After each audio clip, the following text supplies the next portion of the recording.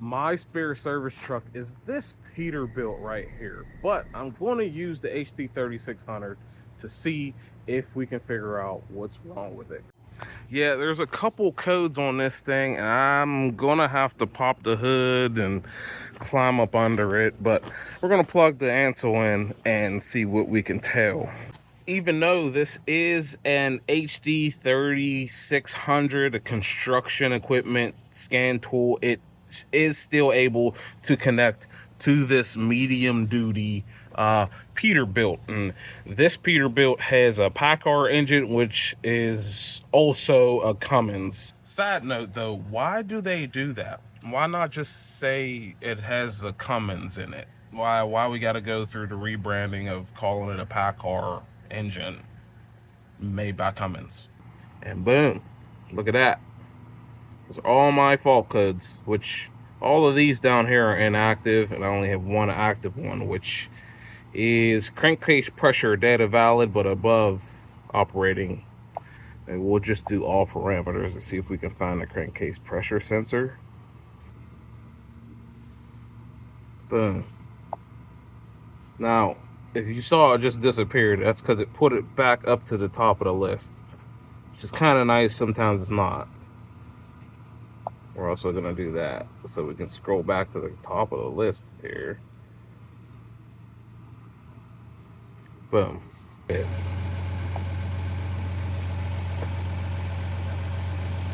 See what it's doing.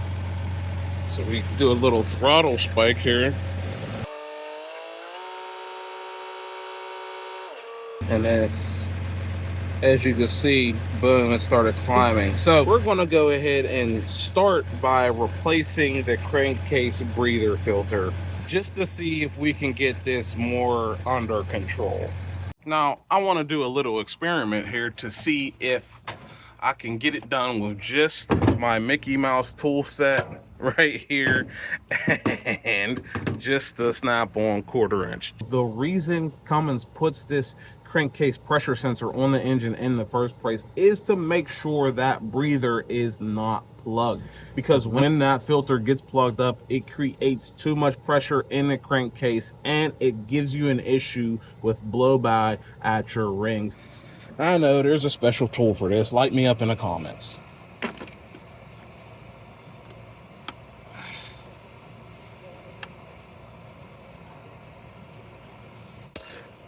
That one works just as good though.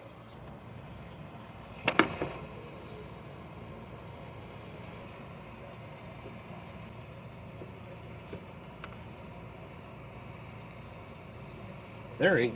Okay.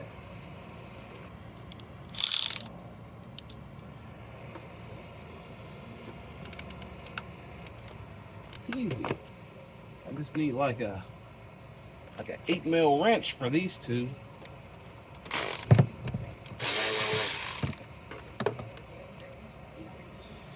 Ain't that easy.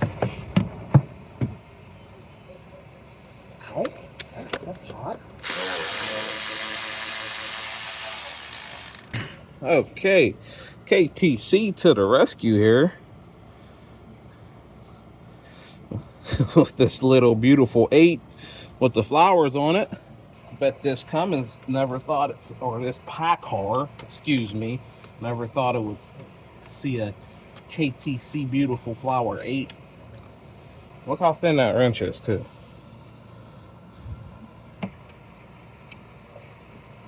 If I can just spin it.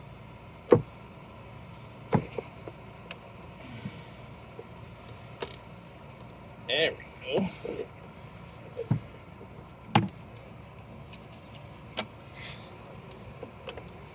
Okay. Maybe we can get it off to the front. Bring it to the front. Bend some brackets here.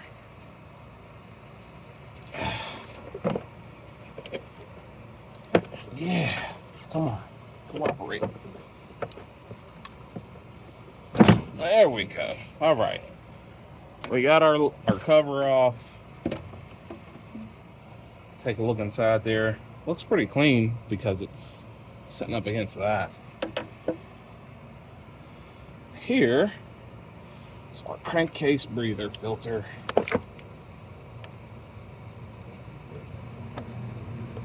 And like I said, unfortunately, you can't see how dirty it is. You can see inside there it's black. And the new one is not black. You can actually see filter element, media, alien, whatever you want to call it. Yeah, she's dark in there. If you can see that. I always like to oil up a rubber seal like this. Just makes it a little bit easier. Looks like our gasket back there is intact as well, so we're just gonna slam that down. That's it.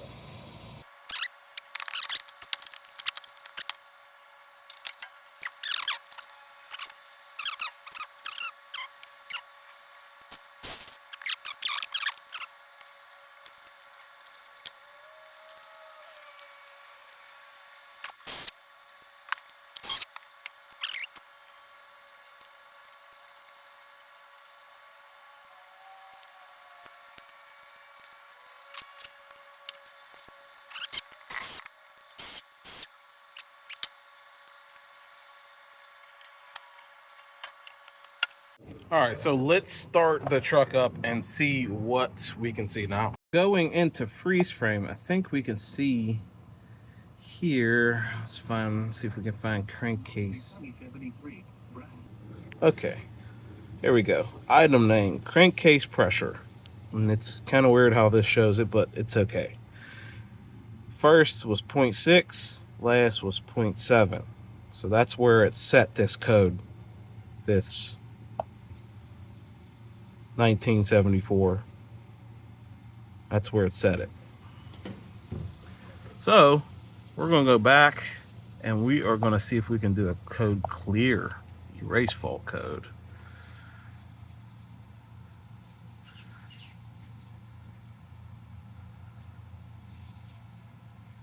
Okay, on confirmation.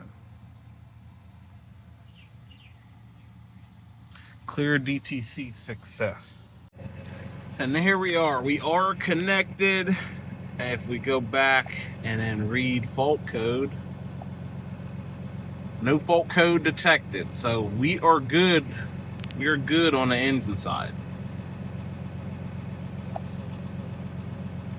Read data stream. We can do sensors. So call it up real quick and look at our pressure.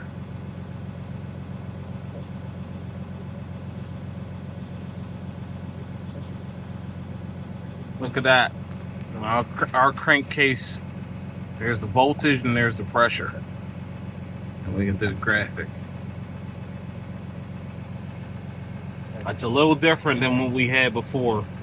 So we can confirm a change on the actual pressure.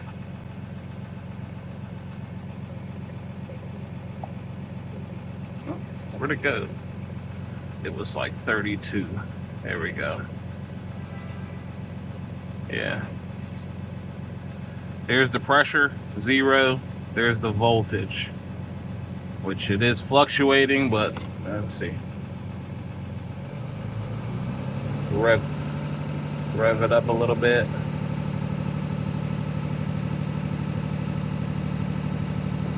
It's only gonna let me go so far. And look at that, max 181. So yeah, I'd say we did effectively change the voltage just by changing that filter. So we are good. See, and we're able to go in with the same scan tool and see our transmission codes. Boom, and there you have it. I was pretty much able to fix this medium duty Peterbilt with this ANCEL. Now for the transmission code, I'm probably gonna have to drive around for a bit and see if that clears itself. This was unable to clear that code, but it was able to see it. But if you guys like this video, make sure you drop a like, get subscribed, and consider checking out the all new Garnett-Tools links list in the bio. I thank you guys for watching. I really do appreciate it, and I'll see you in the next one. Deuces.